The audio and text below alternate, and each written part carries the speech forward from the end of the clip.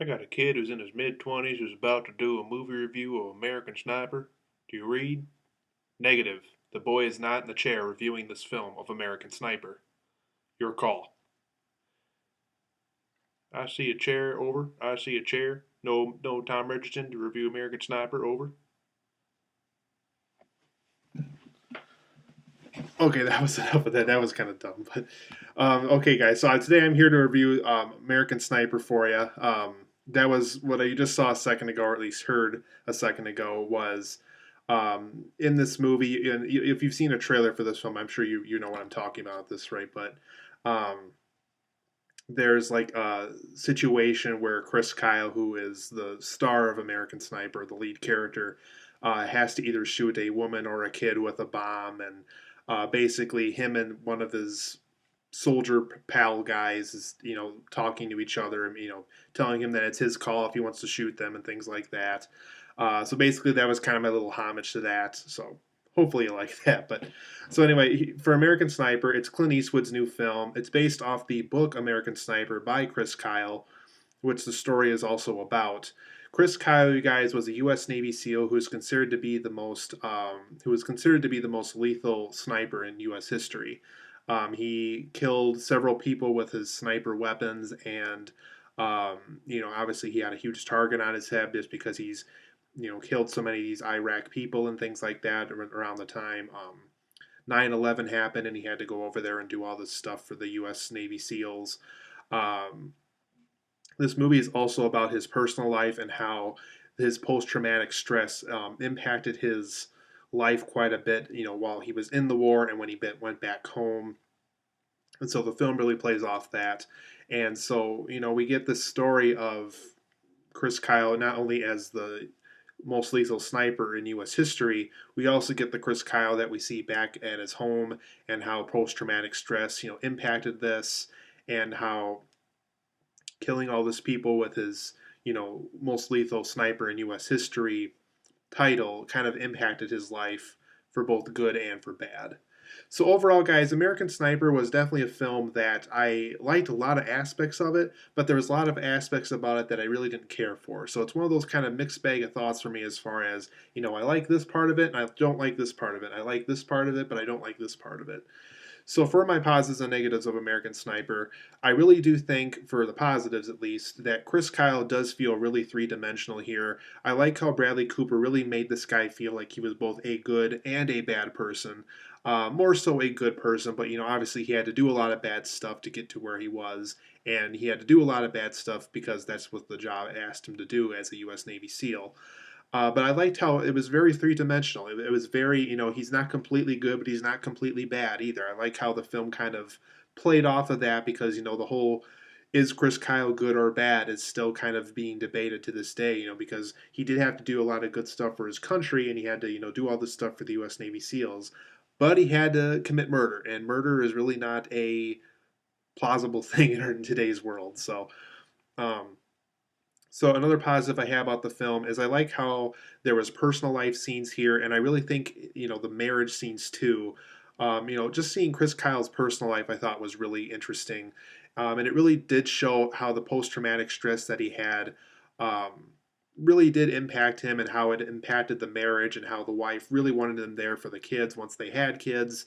And she was telling him when they were first dating that she didn't want to date a U.S. Navy SEAL since they are kind of self-indulged and things of that nature. She explains it more in the movie, but I do like how these personal life scenes are here in the film. We really do get to see how, um, Chris Kyle killing off these people really did impact him in a way throughout the course of his life. Also, I think one performance in this movie that's probably going to be underlooked just because Bradley Cooper is nominated right now for Best Actor for this film for the Oscars. I really did like Sienna Miller's performance as Chris Kyle's wife in this film. I think her name was Taya.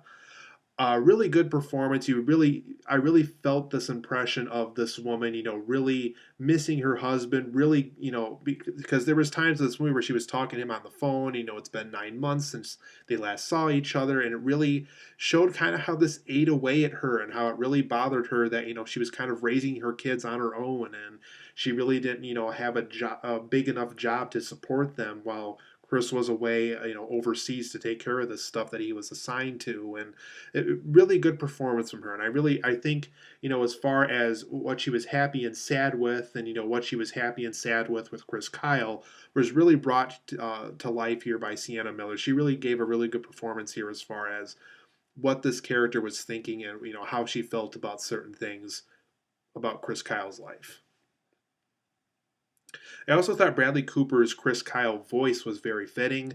I've seen a couple of interviews with Chris Kyle back when he was alive, and I've seen him on talk shows and things like that too. Bradley Cooper definitely, you can tell he studied his voice quite a bit because he definitely got the voice right. He got the look right because I think he had to gain some weight since him and Chris Kyle from real life are they're built differently, and so Bradley Cooper had to prep for that to really make sure that he had the physique of Chris Kyle and just really good both those things were good as far as Bradley Cooper's performance went. I really think the Chris Kyle voice specifically though was really well done by Bradley Cooper. Also in this film, there's also a lot of sniper scope perspective shots. I really did like how there was a lot of scenes here where um, we get to see Chris Kyle in this long stretch of time, with him just on the sniper scope, and him seeing things all through this scope and seeing it through this lens.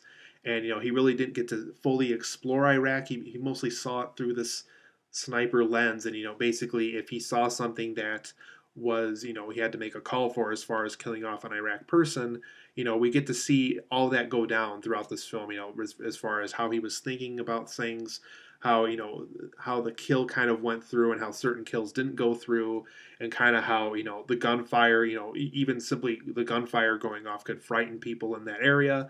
The film does explore that a lot, but more importantly, I really liked how they were perspective shots whenever Chris Kyle was doing this in the film. I really liked how Clint Eastwood, who directed this movie, um, gave us the shot of what Chris Kyle was seeing as the sniper, and it just really fit the movie really well for what they were going for with that.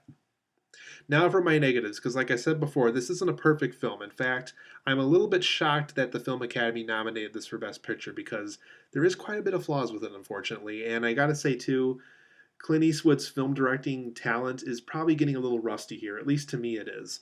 You look back at like Unforgiven and things like that. There's certain aspects about this film that do feel kind of rusty as far as filmmaking goes.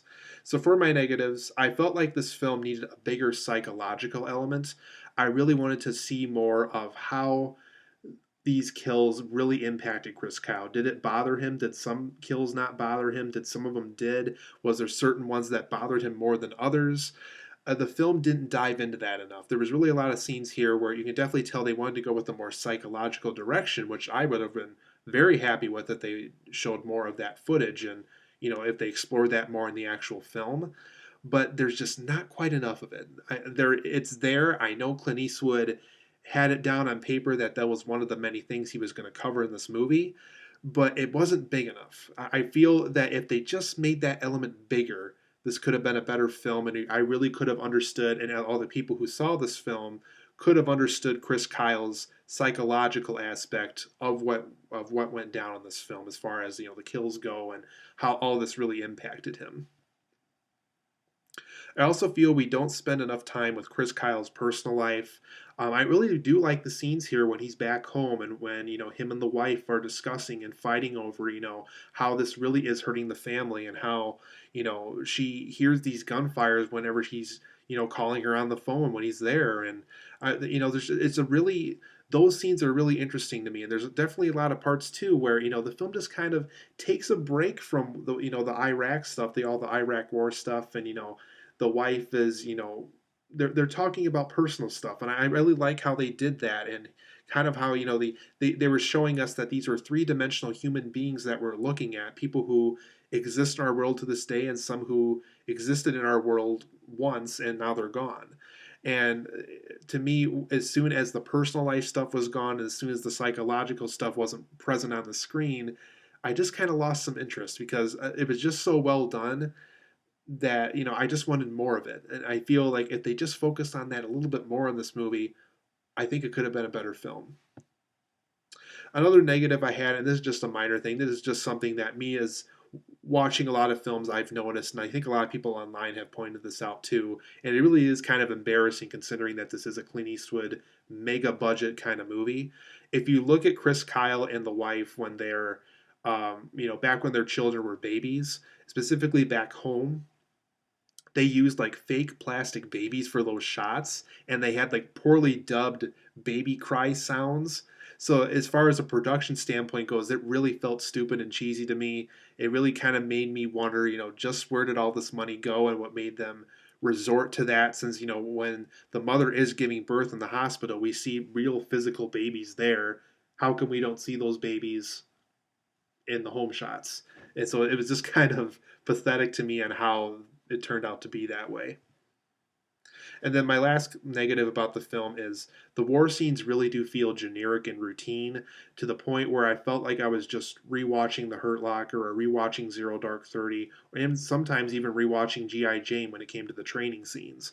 I really felt generic and routine to me.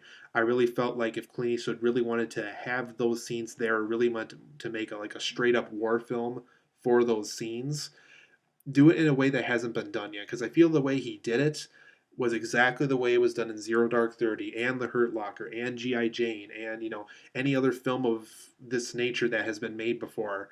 It's just, if you've seen it before, you're going to see it again here. So, really wish they could have just done something either more original or something more fresh than the way they did it for these war scenes in this movie. So overall, guys, I'm going to give American Sniper a 7.5 out of 10. If you know who you are, if you like this military stuff, you might like this movie.